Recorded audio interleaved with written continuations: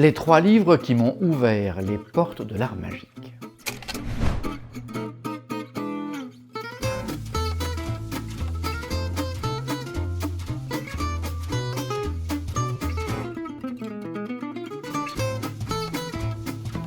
Pour changer un peu, j'aimerais vous parler de 3 ouvrages qui sont à l'origine de mon métier, de ma démarche surtout, et de ma joie renouvelée chaque jour de faire ce métier extraordinaire.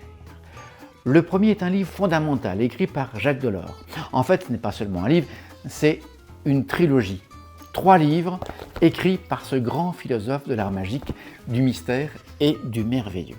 Il ne faut pas oublier non plus 2 petits livres complémentaires qui viennent se rajouter aux 3 premiers. Le second ouvrage, dont j'aimerais vous parler maintenant, est un livre lui aussi assez vieux. On l'appelle le Kaplan. Il est intitulé opportunément « Les merveilles de la prestidigitation ». C'est un véritable résumé de l'art magique. Bon, certes, il faut s'y accrocher car on ne peut pas dire que ce livre brille par ses illustrations, mais bon, quand on aime, on ne compte pas. Et enfin, le petit dernier. Il faut appeler un clown un clown. C'est un livre écrit par Pierre Étex. Et je peux vous le confier maintenant, ces 3 livres me sont véritablement indispensables. Et s'ils le sont pour moi, ils ne le seront peut-être pas forcément pour quelqu'un d'autre. Je peux le concevoir facilement.